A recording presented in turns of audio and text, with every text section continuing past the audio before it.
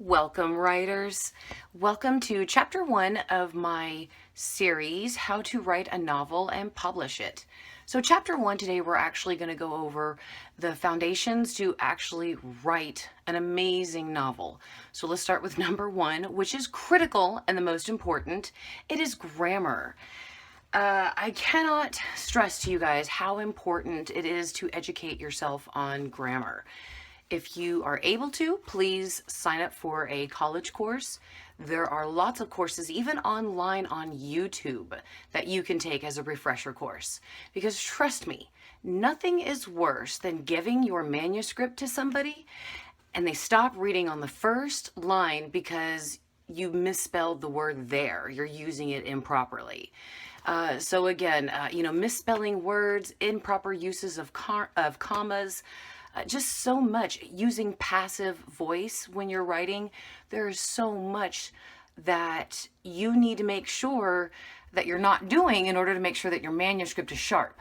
A lot of you are probably asking, hey, isn't this what I hire an editor for?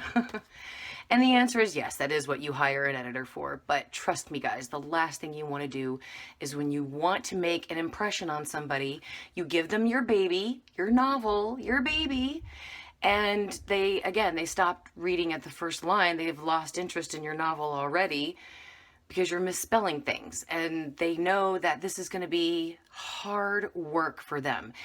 And the more harder they have to work, the more expensive your editing cost is going to be. So if you are trying to go the cheapest route you can to write a book, publish it, and market it, you need to educate yourself regarding grammar. If you want to go the cheaper route, I do recommend The Elements of Style. It is one of the best handbooks that you can have when you're writing. I always keep it just at my desk. I have read this book hundreds of times. I don't even know if it shows. I like to keep my stuff in great order. But it is extremely critical that you follow this first step. So the second step is that you have to accept what people say about you, guys.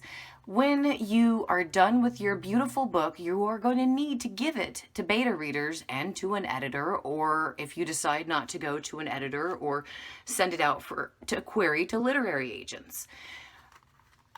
You're going to hear people tell you how badly they hated it and how badly this didn't work, that didn't work.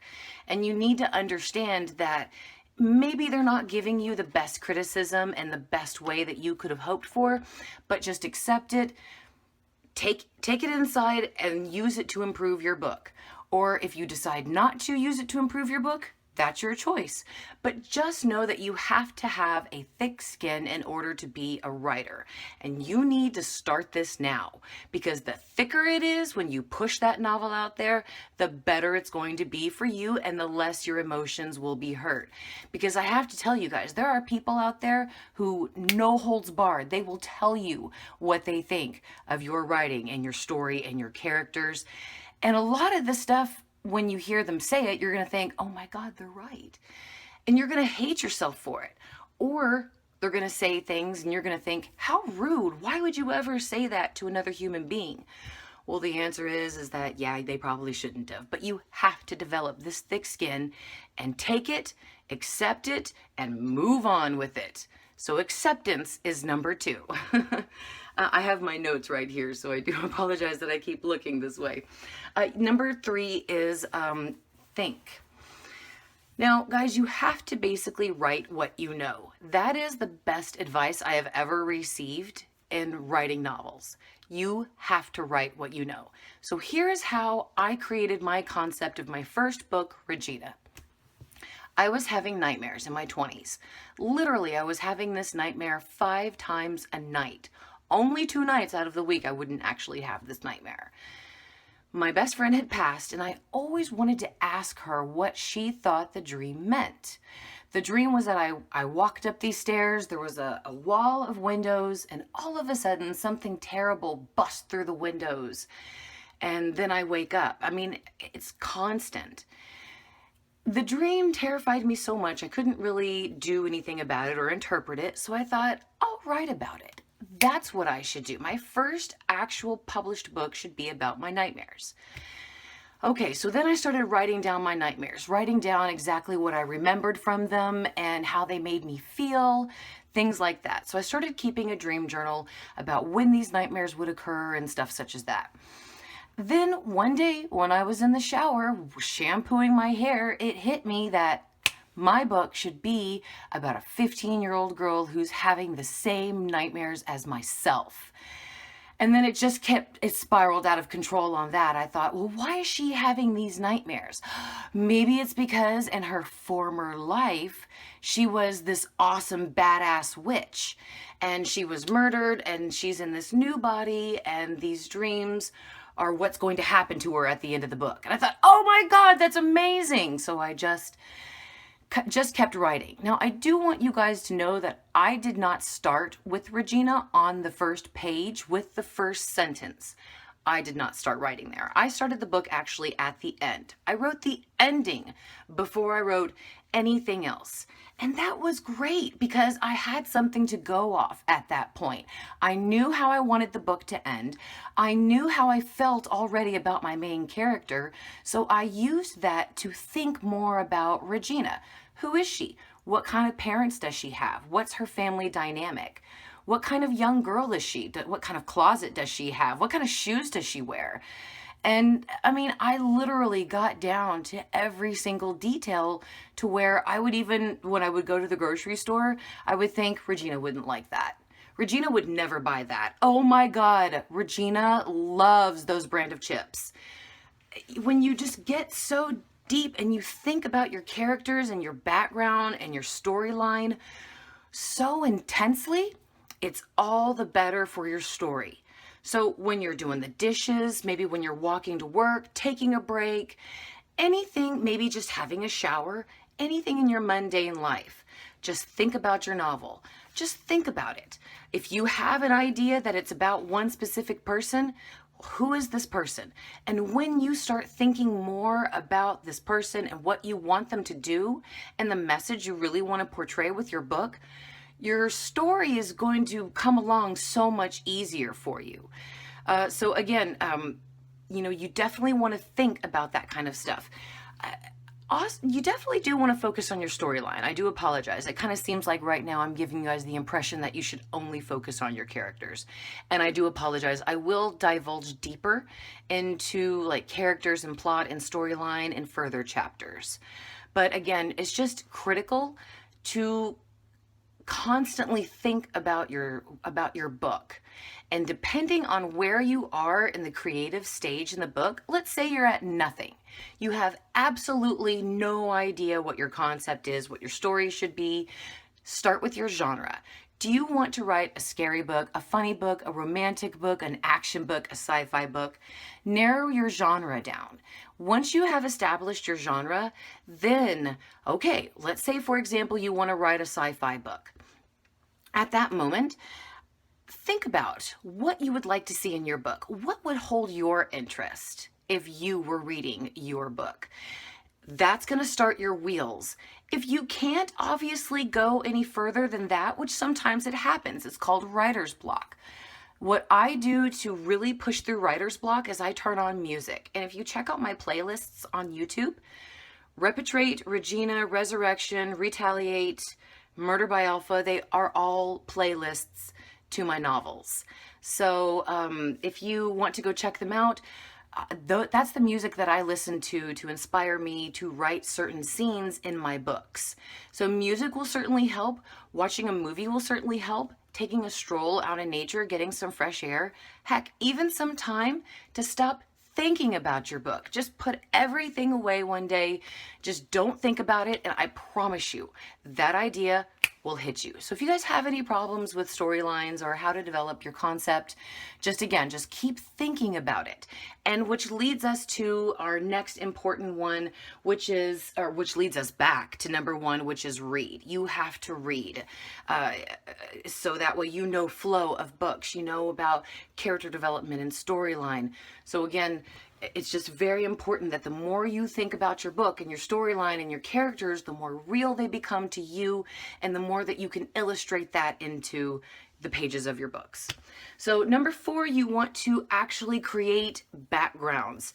You want, if your story is going to take place in a city, if your thought is that the city is going to be a main character, you need to create a background for that city. You need to go back to where it was established. You need to put in major points that have happened in the city. You need to be so detailed, it's as if this city is actually out there existing. Okay? It is so important that you establish a background to your characters, your plot, and your storyline. The deeper you go with everything here, the more realistic, again, it will be to you and easier for you to portray that onto the pages of your book. Because let me tell you something, guys, when I wrote a death of one of my characters in my second book, Resurrection, I was bawling my eyes out as I wrote this scene. And it showed to me that I put so much love and emotion into this death scene. It's going to obviously permeate out there to the readers. And it did. I received feedback from my fans that that specific scene just really touched them in the heart. It really got to them. So the more you think and the more you try to create this world and make it as real as possible, the more it will be real. Okay? And last but not least, guys, this is just going to come from me. Write as often as you can. Keep writing journals. Those are absolutely amazing to have. At one time when I was really sad and upset, I wrote my emotions down in my writing journal, and I used some of those emotions to incorporate into a character when she was sad or upset in her scene. So, and it just doesn't matter. When you still have a writing journal or when you just keep writing, it keeps you going. It keeps your creative writing juices flowing. And it's always important to keep them going. You really, it is obviously important to take a break from them every once in a while. But you guys will see that once you start writing this book and it actually starts happening, you are going to be so inspired to keep going that you won't stop writing. Okay, so first we have Mr. Omar, and Mr. Omar says that he uses Wattpad to publish his fan fiction, which I think this was a great comment to start out with, guys. I will do videos with tutorials on how to set up a Wattpad and a WordPress website. If you do go to Wattpad, it's a great place, and WordPress, to actually establish yourself as a writer. You can publish your own thoughts, you can publish your short stories. I would remind you guys, though, that this is the internet and it is available to a lot of people. So don't put anything on these sites that you don't want someone to steal. Carlos asked if my videos will help with screenwriting, and I do apologize, guys. I am not very good with screenwriting. If you have specific questions, I can help you. I wrote a script for The Walking Dead. However, they never used it because I never knew how to send it to them. They don't use outside writers aside from their own in-house writing team. But I wrote one, and I have a couple of other scripts. So if you have questions, I can help you. I don't want you to think I've turned you away or anything like that. Leave them, but just please know that it is not my strong point. Do you recommend writing short stories before attempting to write a novel? AHS theorist wrote short stories before, but it is not necessary. Dust Him says, I always start off a really cool horror novel, but I can never finish them. I get writer's block and I give up. But thank you, because this tutorial, your stories have deeply inspired me. I guess my question in terms of writing is, what is a great way to stick to the main plot when developing chapters? As far as the horror goes, do you recommend writing from beginning or writing the most exciting parts first? Yes, Dust Him. I definitely recommend writing the exciting parts first. Like I said, for me, that was the ending. And then there was a part in my first book where Regina is confronted by the people pursuing her, and I wrote that part second, and after that it was just like, yes, I've got this, baby. So writer's block, I recommend, again, music. Any kind of music that you hear on the radio, in a movie, anything that inspires you, listen to it. I love to listen to music on YouTube. If I'm writing a scary scene, I stay up late at night after everybody's gone to bed, and I put on scary music and I scare the crap out of myself. And that's how I get my horror sequences down. If I'm trying to do comedy, I will put on some pretty quirky, funny music and just kind of be like in a funny mood. So I've got to make sure that my mood and my music match my theme in order to get past the writer's block. So try that and let me know how it works. As far as sticking to the main plot, here's what you can do. Get a piece of paper and write out an outline. Just write out, top outline, introduction is obviously your first chapter. And just don't worry about being accurate. Just guesstimate. Just guesstimate how many chapters you may want and what you want to happen in each chapter. Only highlight the stuff that makes you interested in that chapter. And then once you're done, right at the other side of it, write what your plot is. And if your plot does not match those items in the outline, switch them. That's a good way of how you stay focused with your theme and your plot through the actual book. And I believe that's it. So Dust Him, if you have any more questions, please let me know. And thank you so much for the question. Niall says, someday I'll be bothered to write. Niall, you're young. You have plenty of time to write. Thank you so much, Sam, for the sweet words. Thank you so much, Raphael. Greetings from USA. And let's see. Jane Doe says, my main problem is always the ending, and I have no idea how to get past it. I know what the conflict is and who my main characters are, but I'm struggling with the good and satisfying resolution. Jane, I know that feeling. Absolutely. Thinking of like what's your favorite in your genre, what your favorite book and movie is in that genre, kind of how that ended. Did it end on a cliffhanger? Did it end on a resolution where plots were tied up in a pretty loose little bow? Was it brutal and gritty and grimy and just in your face? Those kinds of concepts. If you kind of start narrowing it down to what you want for this ending, then it's going to actually help you come up with that idea. So I really hope that helped you, Jane. Undead says, I actually have trouble with starting my first novel. I somehow just don't know how to put the words onto paper. Got any tips for that? Perfection. Just write. And when you start getting used to the fact that you can sit down and you can start writing, it's going to start working so much more. So the more that you keep up with this routine of writing, the more you are actually going to continue. And it's just going to be something that's going to be an instinct. Such as for me now as well, I could literally just sit down at my computer and either start a book, like a concept, and start a place in the book, or I can just pick up in a book that I'm already working on and just keep going. So it was very difficult at first. I understand. It is so frustrating to get past it. But I promise you, nail your butt to that chair or glue it. Less painful way, glue it. Make yourself sit there. It doesn't matter what you write. Just write. And I bet you by the second paragraph, you're going to want to keep going. So I hope that helped you, Undead. Let me know how it goes. Nettie Boy, thank you so much. My books are not published in other languages as of right now. Love you so much from the USA. And thank you so much, Faith Bills, for being here. One last question, Amelia. This is such a great series. Amelia is 15 and has no idea to begin with getting published. Don't worry, Amelia. Thank you to the internet and Amazon. If literary agents and publishing companies will not pick you up, you can just self-publish yourself. It's free, it's easy, it's amazeballs. So, I'm also here to educate you guys on that because that's how I published my books through Amazon. I did all the self-publishing. I hired someone to do my editing. I hired someone to do my covers. I hired everybody that I could for what literary agents and publishing companies could not do. So I will go into further like cost analysis videos with those and all that stuff. So thank you so much, Amelia. Keep going with that, hun. I remember who you are and being part of Devil's Night. So thank you so much for watching and keep writing. Guys, that's the most important advice that I can give you. Write what you know and keep on writing. And that is the end of the actual video. I will be back for chapter 2. And again, that's going to tell you guys how you can actually start your novel, how to actually lift that sucker off the ground. please, again, leave your questions into the comments. We're going to go over more questions as well in the next video, and I will probably release another video in the next couple of days specifically regarding your questions, okay?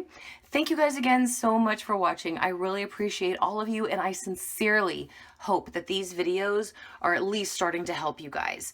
Thank you so much again for watching. You guys are awesome. Have a wonderful weekend.